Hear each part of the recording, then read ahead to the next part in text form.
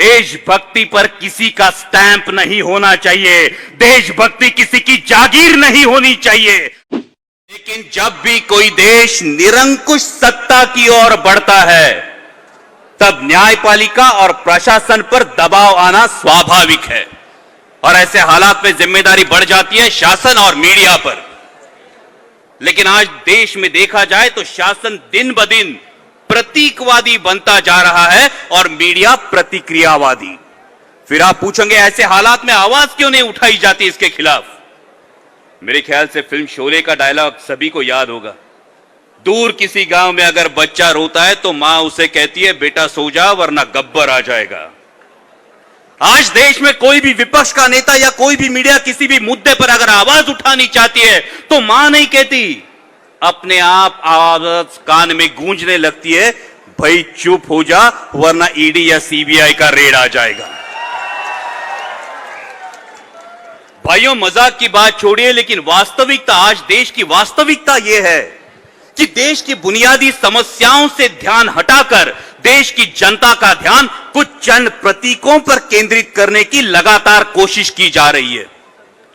आप हमें हर घर तिरंगा लगाने के लिए कहे या आप राजपथ का कर्तव्य पथ करें, एक भारतीय होने के नाते हमें भी इन बातों पर गर्व है। लेकिन उसी के साथ उसी तिरंगे के प्रति कर्तव्य पथ पर चलते हुए आपकी देश को, जनता को जवाब देना होगा कि देश में आज बेरोजगारी अपनी चरम सीमा पर क्यों है, क्यों देश में आज हर 6 भारतीयों के पीछे एक भारतीय बेरोजगार है, क्यों देश में आज महंगाई आसमान छू रही है।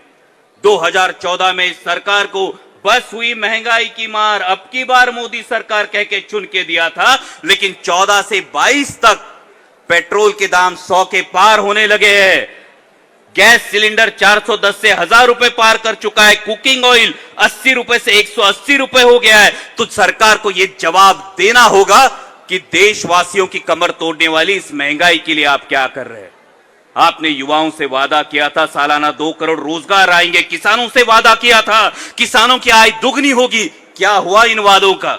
हमारे अतुल बेनकी जी बैठे हैं। आज महाराष्ट्र में प्याज किसान को 8 से 10 किलो रुपए के दाम में बेचना पड़ रहा है, जबकि उसकी लागत का खर्चा 18 से 20 रुपए किलो है। हम बार बार सरकार से गुहार लगा रहे हैं कि एक्सपोर्ट बैन हटाकर एक्सपोर्ट ड्यूटी कम की जाए, लेकिन सरकार के कानों तक देश के किसानों की आवाज नहीं पहुंच रही। और इन सब बुनियादी समस्याओं को छोड़कर एक अलग ही बात की चर्चा आजकल देश में हो रही है, और वो है हिंदुत्व।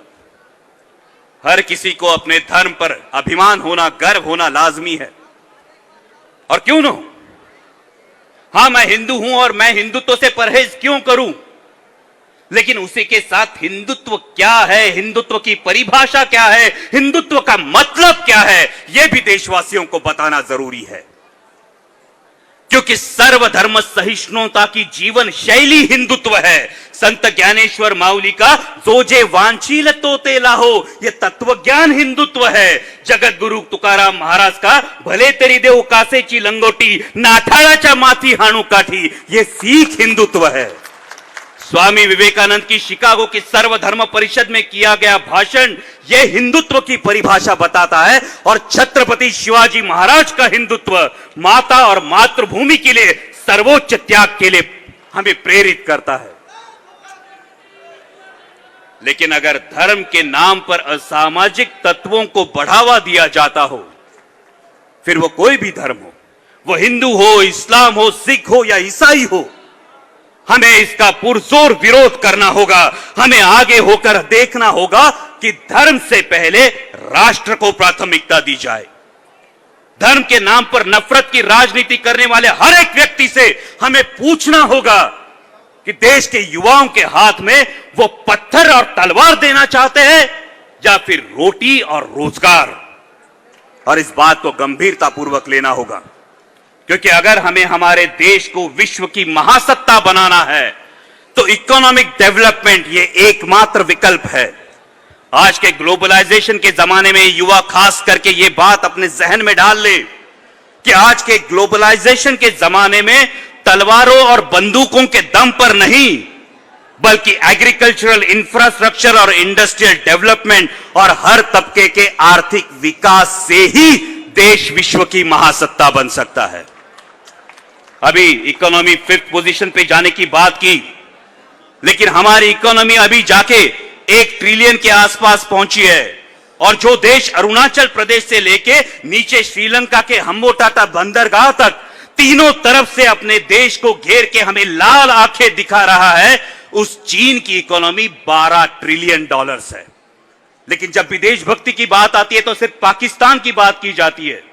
हां, हमने पाकिस्तान को 1965, 1971 और कारगिल के युद्ध में धूल चटाई है और आगे भी उन्हें मसलने का दमखम हम रखते हैं।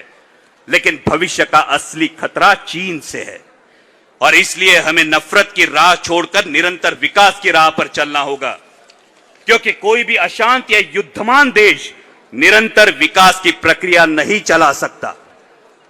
अगर डेवलपमेंट नहीं होगी तो रोजगार नहीं मिलेगा, रोजगार नहीं मिलेगा तो देश पिछड़ जाएगा और किसी भी सच्चे देशभक्त को अपना देश पिछड़ता हुआ बर्दाश्त नहीं होगा।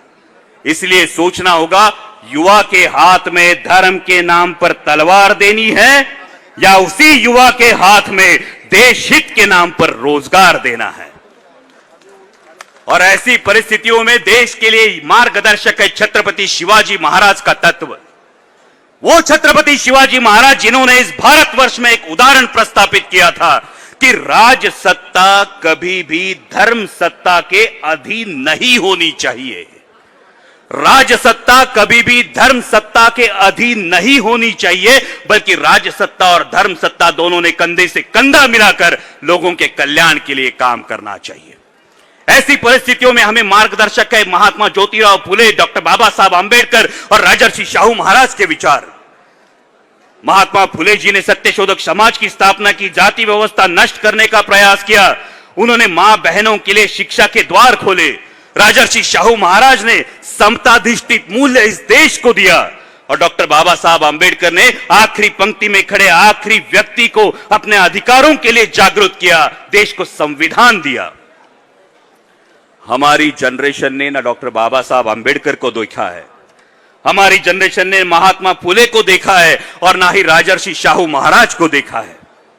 लेकिन जब भी सूर्यास्त होता है तो एक जलने वाली मशाल इस उम्मीद को कायम रखती है कि हां, रोशनी से अंधेरे पर विजय प्राप्त की जा सकती है।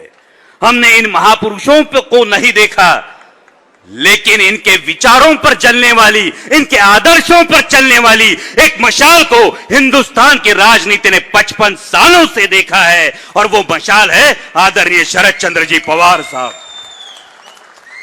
और इस मशाल की रोशनी में हमें आगे बढ़ना होगा। साथियों, डगर मुश्किल है मगर नामुमकिन नहीं। आज जिस बीजेपी की ताकत के बारे में सब बढ़ चढ़कर बोलते हैं, यह बीजेपी का गठन 1980 में हुआ था। 1984 में उस पार्टी के मात्र केवल 2 सांसद थे और 39 सालों बाद 2019 में उस पार्टी के 303 सांसद हुए। उनके नेताओं का अपने कंफर्ट जोन से बाहर निकलकर किया हुआ प्रयास या संगठन के हेतु मेहनत, इसका योगदान उसमें जरूर होगा, लेकिन बताने का उद्देश्य यह है 39 साल बाद वो ताकत बनने की सोच रहे। अभी तो एनसीपी को गठित हुए सिर्फ 22 साल हुए हैं, अभी भी देश हमारी तरफ उम्मीद की नजरों से देख रहा है। सिर्फ जरूरत है हमारे कंफर्ट जोन से बाहर निकलने की।